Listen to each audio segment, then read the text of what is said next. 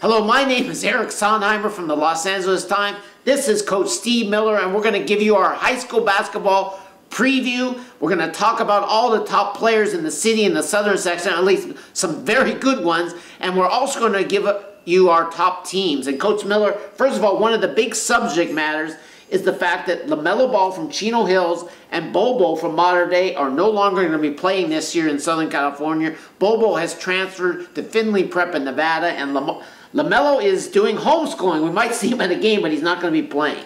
Well, this changes everything about high school basketball. You take a great player off of two of these teams, and now your parity is hit. So the amount of teams that are standing out are none. There's like even. Everybody's even. Now let's go. Right, I agree. I mean, it really takes away from Mater Dei. 7'3" center, and they also lost P.J. Fuller, who's moved back to Seattle after coming down here. He was an outstanding guard, and I think he might have a bigger impact than anybody else. Mater Dei's always had some issues with the second guard for Spencer Freeman, so all it means is that Mater Dei is still good, but now everybody else has a chance to maybe beat them. But first of all, let's start talking about the city section, some of the top players in the city section. You have to start with the Fairfax guards, Ethan Anderson and Jamal Hartwell. Well, you win with guards. That's the bottom line. And they have two of the best in the city. I've seen them during the last 3 years. They are outstanding, and they will cause everybody problems. Yeah, let's talk about some others. Why don't you give us your list of top players well, in the city? You've got, at Taft, you've got Antoine January, a 6'9" center, and you've got the guard, Kihei Clark, tremendous, going to Virginia. These are going to be reckoned with, and for having the center really gives them an edge here. Then you've got other players in the city that are reckoned with. You've got the top players from Birmingham. You have Devenir Dutrieve. His brother was a city player of the year last year. Devontae's now at Utah. Devenir is going to be, I think, the best scorer in the city section. Tremendous player. And Narbonne has Kendo Fry. I think they're going to be very solid. And, of course, also at Taft, you have Makani Whiteside, who came in from St. John Bosco. And then the key player, I think, is Kirk Smith for Fairfax. He's a big guy. And, of course, Westchester has great guards in Turley and Brinson. So a lot of really good players in the city. Tremendous competition heading up. There's actually going to be two seasons, Eric. The eligibility changes in January. Many players, either because of grades or moving into the area, they're ineligible for the 30 days. So you're going to have two seasons, one before January, one after. Right, January 1st is when the sit-out period ends for all those players. As far as top teams, you have to go with Fairfax and Westchester, 1A or 1B. You can flip a coin. They're both going to have outstanding teams. Westchester got help by getting 2 transfers from Pacific Hills. Taft should be very good, really a guard-oriented team. We have to see when is January going to become eligible, or if it becomes eligible. And then, of course, Birmingham has some players back. They won the whole Open Division title last year. They have a 6'11" center from Cameroon who will be eligible on January 1st if everything works out. And then Narbonne will be very solid. And then the other teams are going to be okay. University should be the third-place team in the Western League. I think Granada Hills is going to be a surprise team and maybe even win Division I. Well, you can't throw out Crenshaw. They've won back-to-back city Division I titles. They could be right in there. You got to throw in Fremont. They've got to be in there. Yeah, they have a very good freshman player in Chris Page. So I'm looking forward to seeing what he can do. Of course, Dorsey, they have some solid players back too. Washington too. Washington's going to be reckoned with. And it's going to be a fight for them. And don't forget about my Poly Parrots. They will win the East Valley League. They will beat your North Hollywood Huskies for sure. That could happen, but they're not a power. Yes, I think Grant's going to have a good team in the East Valley. Howie Levine is retired. They have a new coach, and I think they'll do a good job. Let's talk about the Southern section. This is an area where there's just immense talent. You can start out, even though LaMelo is gone from Chino Hills, they have Onika Okongwu, 6'9" junior, just a great player. They have Andre Ball, who's been hurt the last 2 years. I think he's going to be an impact player. Tell us some of your other good players in the Southern section. Well, we've got Jules Bernard of Windward. Let me make sure I don't miss too many. We've got Isaiah Mobley of Rancho Christian.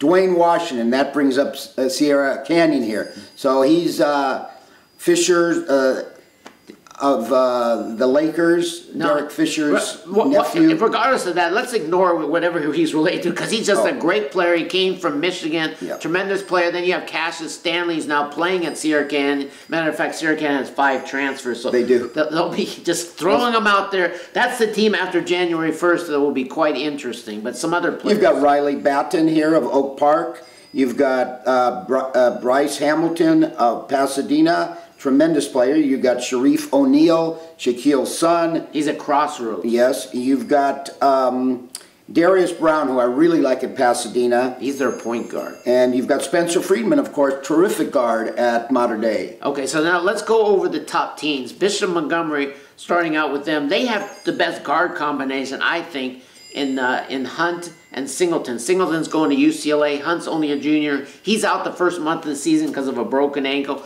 But Doug Mitchell has just done a great job with that team. They won the Open Division title last year. They're gonna take on Mater Dei, which is still very strong. They got Freeman, Harrison Butler, Michael Wong. They have 2 really good freshmen coming in. So I don't think you shed a tear for Gary McKnight. I'm not crying, but Bishop Montgomery won last year, and I tell you, there's a lot of feelings in terms of how to get there, how to win tough games, and that's going to overlap into this year for Bishop Montgomery. Yeah, they just play so well on defense. I mean, there's no team even close to them other than the old Etowanda teams that were very good. Yeah, you've got them, you've got Mater Dei, you've got Sierra Canyon with 5 transfers. Yeah, so you used to coach high school basketball. You have these 5 newcomers just coming in there. How long does it take for them to develop a chemistry and a teamwork? And they also have a new coach in Andre Chevalier. It could take the whole season, and plus, you don't know how they're going to blend in terms of chemistry and getting along. You're talking about basketball-wise, but you got to get along. You've got 5 egos here coming into with 1 ball, and that could be tough. I mean, if you match that with the NBA, look at Oklahoma City's having a tough time with 3 superstars. They're under 500. So this is going to take a while. Plus, I don't know which ones are going to be eligible to start the season and which ones in January. It could be half and half. Now, what kind of a team do you have then? Right. The interesting team, one of them, is Oak Park. They're really they've been together for a couple years. Riley Batten's their big player up front, and plus they have the Slaggert brothers. So it'll be interesting to see how well they do as that team going. I think Crespi is going to be back with Brandon Williams returning from his knee injury. He missed all of last season. Him and Taj Regans will form a great duo. They won state titles as freshmen and sophomores, so look for them to do well. Pasadena is going to be very strong. Corona Centennial, it just goes on and on. Santa Margarita. What's interesting this year, I think, is in the end, the city section teams are going to match up well with the southern section. So when the state playoffs begin, there's no guarantee that a southern section, Bishop Montgomery, is going to win or Mater Dei, because I think Fairfax and Westchester are going to put up a very good fight. I totally agree with you. This is free-for-all. Parity has hit basketball in Southern California, and somebody might come out of the woodwork that we don't even know about right now. Right, so it'll be a fun year, but we'll be keeping watch. I'm just only disappointed. I'm going to miss the LaMelo Ball. He had 92 points in the game last year. He's so fun. He was going to be able to dunk on everybody. LaMelo Ball, I am sorry, but he is a gunner. He's a good gunner. You called him a gunner? And then in one game, his father, LeVar, will say thank you. He had 15 cherry-pick layups. That doesn't 92 points. I'm sorry, but he fills the gym. And considering that the southern section's been having attendance problems, I think that they're going to miss him. It's going to be interesting to see how Chino How dare you call him a gunner? How dare you call him a gunner? Well, when he's 2 for 23 in the state finals, that's a gunner. But he's a good gunner most of the time. Okay, well, anyway, thank you for the time. And why are we wearing these $1 glasses? Oh, these are my favorite sunglasses. Now, I went to Tibet to get these, and Tibet is part of China. I thought you got these for $1 in China. Well, Tibet is part of China, so it is touching it, yes. Okay, well, thank you, and until we see each other again, until we get another pair of $1 sunglasses from where are we going to get them next time? Well, we're going to go to Nepal and get them very far away. Next time to Nepal. Thank you. Goodbye.